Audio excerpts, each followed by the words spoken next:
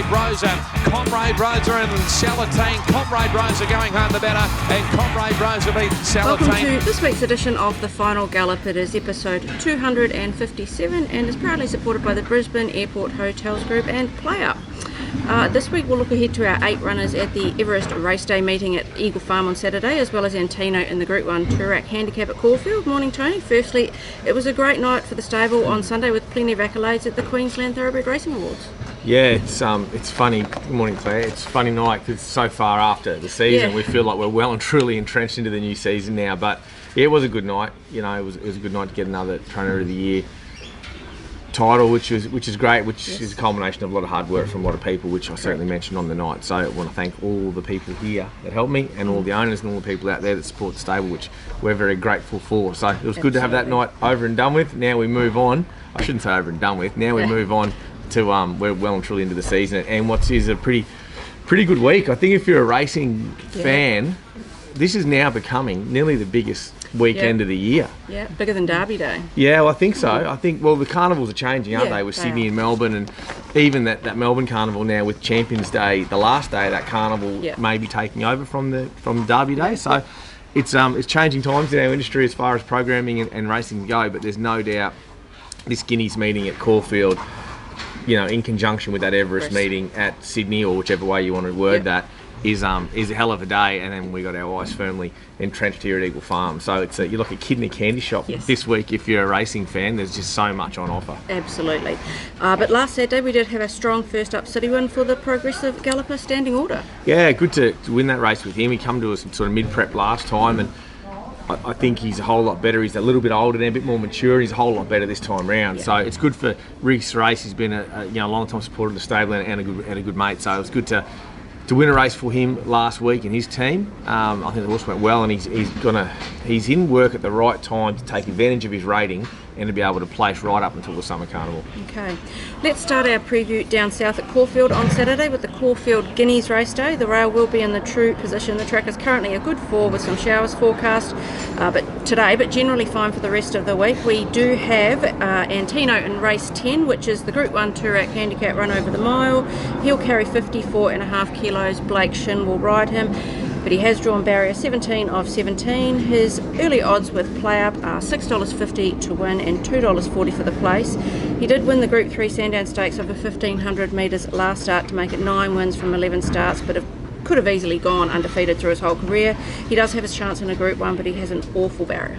Yeah, he does. He's got the visitors draw, but look, you know as well as me, Claire, these Group 1 handicap races, I mean, barriers are of some significance, but a lot of the time with the amount of tempo and pressure in these races, barriers can sometimes be a little bit insignificant. Horses find their spot, they string the fields out, particularly handicap races. We got lighter weighted horses pushing further forward, with advantage of that light weight. So I think it's a pretty interesting race. Being the last race on the card down there, certainly you get a good profile of how that track's playing or changing throughout the meeting. We see that a lot at Caulfield. We see a lot of the times they start to get out to the centre of the track. So look, Blake Shin, who's on board, he had a sit on him at Sandown. He got a bit more of an understanding on him on Tuesday morning when he galloped him. He got a look around Caulfield Tuesday morning, and he was excellent. He had a nice bunny horse, lead horse out in front of him in the gallop, and he was able to get around beautifully and get home to the line nicely. So he's got a lovely versatile racing pattern.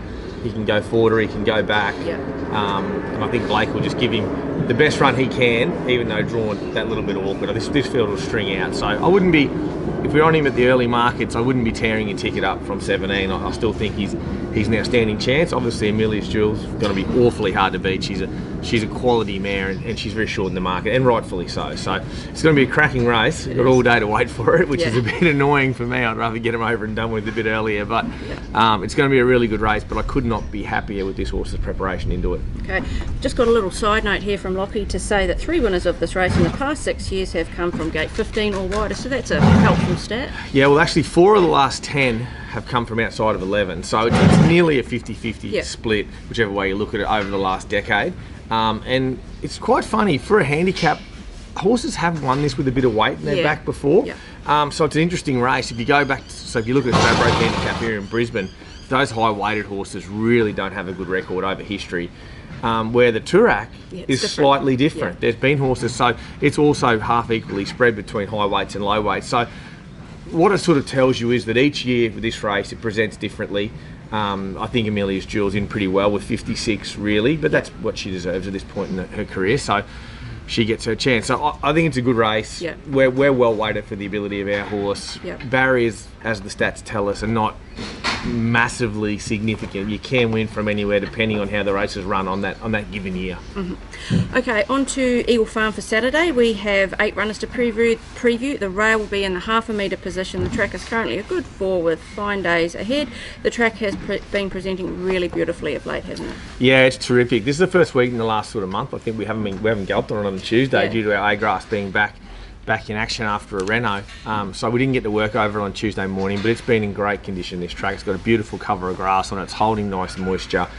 And it's really coping well with the racing. We go back into that half a metre position. I just think you're looking for fair. Yep. It's just tempo-related racing. You know, horses covering ground and not advantaged. You've got to ride your horses right based on the speed of the races. Okay. Race 1 is the benchmark 80 handicap run over the 2,200 metres. 5th position will run 59.5 kilos. Ben Thompson on board. He has drawn barrier 4 with PlayUp. He is paying $3.60 to win and $1.35 for the place. He is on the week back up after a solid 4th over the 18:30 last Saturday, and he should appreciate the rise in trip.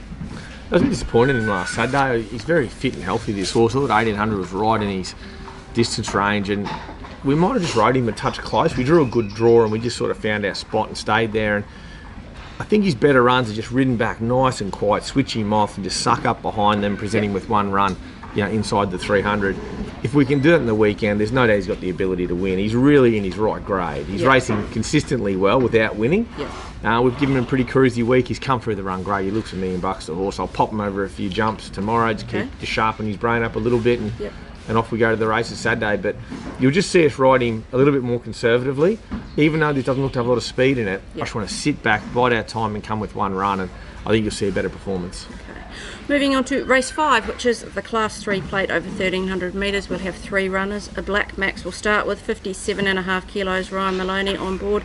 Barrier 13, he's paying $12 to win and $3.80 for the place with PlayUp.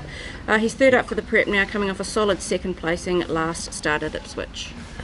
Yeah, he was better at Ipswich, and he's better again into this. I'm really happy with his work. I worked him out in the course proper actually last Tuesday here at Eagle Farm. I thought he was brilliant. He's really come on, this bloke. I'm super pleased with how he looks physically. I had him in at Sunshine Coast Friday night end here. I'm keen to go here. We got a bit more weight up there and an awkward draw with the rail out at Sunny Coast, which is the opposite of this track when the rail's out. It really is. It really is a biased surface. So we're going to stay here. I think we'll ride him a bit positively again. I think that sort of suits him. He's getting him into the races. He had that bit of a notorious flat spot that he has around Ipswich, but he was solid through the line. So I think Eagle Farm, the big track, will suit him. Maloney back in town. We'll give him a nice positive ride, and he's a good quality jockey. So I think we'll go to this race with him, and there's no reason he's not a top 4 chance, I think, in a ridiculously open race. Second runner we'll talk about is Argyle Pink. She'll carry 57 kilos. Angela Jones on board. Barrier at 15.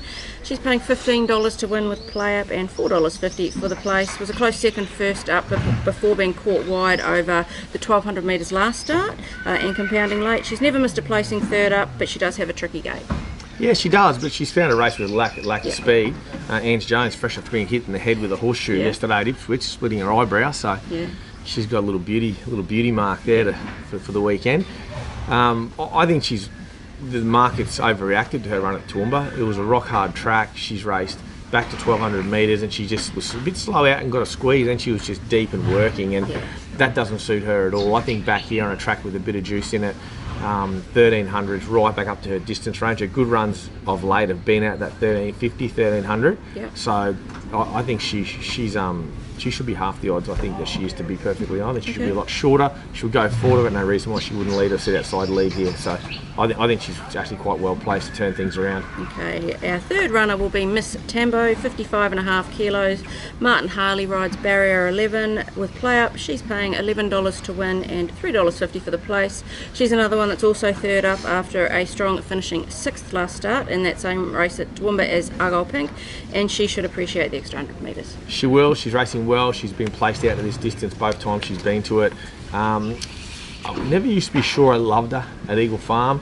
She's been luckless the first 2 runs back. First up, Doomben probably should have won, just got no room at all. And then the other day at Toowoomba just totally got on the back of the wrong horses and couldn't get into the race, going sideways when she should have been going forward. So Martin Harley jumps on board, very accomplished jockey. I'm sure he'll do a great job on her. I have a little reservation with that sand profile track of Eagle Farm. I don't know why. It shouldn't bother her, particularly now there's a bit of moisture in it. It shouldn't bother her. But I just want to see her run well there before I get really excited that Eagle Farm's her track. Okay, how are you going to split the 3? They all profile very similar. The market tells you they're all very similar. Yeah. I'm gonna chance my arm out of these 3 and say that Argyle Pink can Argyle Pink can bounce back into good form. Okay. We'll move on to race 6 now, which is the benchmark 68 handicap over 1600 metres. Rising Pacific will run in this. 58 kilos, Damien Thornton on board. He's drawn barrier 4. He's paying $6 to win with PlayUp and $2.25 for the place. His last start win was over the Ipswich Mile, where he was the strongest late. Really good the other day after being a tragedy beaten at Doom and just doing himself no favours. Was back on song at Ipswich. He actually relaxed really well on a very slow speed there, and really knuckled down to the task late. Actually drawing away late. So my only reservation, I guess, is the mile still. Could he want further? But the big track of Eagle Farm's right the distance and the surface that he wants. You know, so the idea is to switch him off again, make sure he's settled. We made a gear change to him before that last run, put the crossover noseband on, and it worked a treat. He didn't drop his head right down, but he certainly come well back under Ormond that day.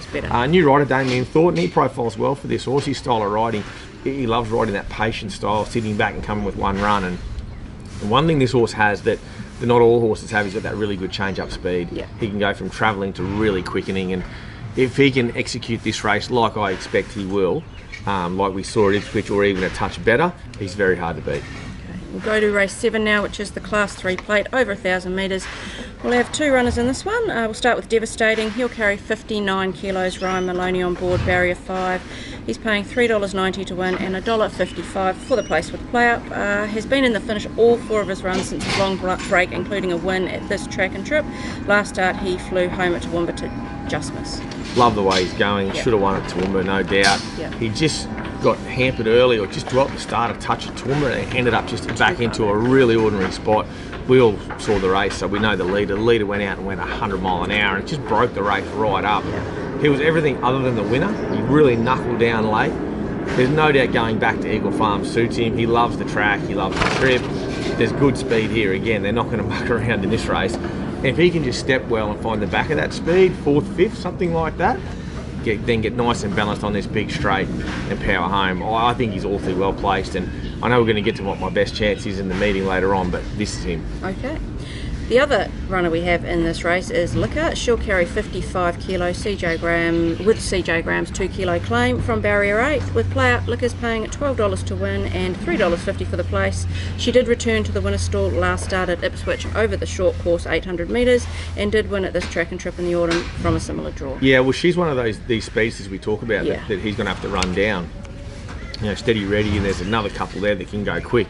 This filly's awfully quick. You saw her lead 800 and then just power through the line. We made a few gear changes to her, and we've just changed her work up a smidgen with what we were doing with her, and she's a happier horse for that.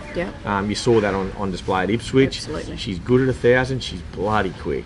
She can really get out and skip along. So she'll be somewhere on speed. Now, whether she leads or she's second or third, I don't know. It depends on who steps and does what. But she'll be on speed, and you know she's a genuinely good, fast 1,000-metre horse. But I just think Devastating, the way he's relaxing, jumping, put himself in a position, just coming behind speed and strong to the line, I think he's a horse to beat. Going to race 8 now, which is the Open Handicap over the 1,000 metres. We will have Osamu in this, who is eating his hay at the back of the box there. He'll carry 55 kilos with CJ Graham's 2 kilo claim. He's drawn barrier 11. With PlayUp, Osamu is paying $11 to win and $3.50 for the place. He did have a tough run first up at Eagle Farm over the 1,000 metres. CJ would have learnt a lot about him from that race, and should produce a better ride and better run second up. Yeah, she just erred a touch on him, fresh up. She just sort of got herself into the position and sat there. He's a very quick horse. He wants to get out, use his action and breathe well. And I've taken the tongue tie off him. I'm not sure he needs it either. His work's been phenomenal. His recovery is good. He's a very fit horse. He's very healthy. He looks, even though he's drawn wide here on Saturday, I don't think there's a horse in the race that has his speed. Okay. So we'll just be nice and positive early, skip across, use his natural leg speed, and off we go. I think he's an outstanding chance in the race, to be honest. I think he should shorten. If horses are winning up on pace early in the meeting, I expect his price to come in. Okay. We are into the final furlong of this week's Final Gallop. Who do you think your best winning Metro chance is on Saturday? Devastating. Devastating is my best winning Metro chance on Saturday. Okay, and your best each way chance? I'll put 2 in for the each way. I'm going to break the rules like I like to do. Yes. Rising Pacific at Eagle Farm, okay, and Antino in the Toorak. I'll be disappointed if it doesn't run top 3. Okay, your best at the provincials. We've got Sunshine Coast on Friday and Sunday. Yeah, it's tough up there because the rail's at 8 metres. We need to draw the good gates. Yeah. I've got an okay team up there. You've got Northern Pride drawn nice and low, but likes to get back, and he's going to have to get through them. Yeah. With Ronnie Simpson on Friday night, he's a really good chance up there. But like, I am slightly concerned of his get-back pattern with that rail out 8. So I'm going to shift more to Sunday. I thought Ever So Clever in an 800 the other day was really good. Gee, she's improved since then. If she can happens to draw low later on today for the 1,000, she's very fit, very, very well. So I'll put Ever So Clever as my provincial horse this week. Okay, your best track record this week? This week, well, I wasn't here on Tuesday morning, so I've only seen the data and spoke to the jockeys from the gallops on Tuesday, and we had a pretty good team of horses work here. Osamu was one of the better workers Tuesday. He's right up to the mark.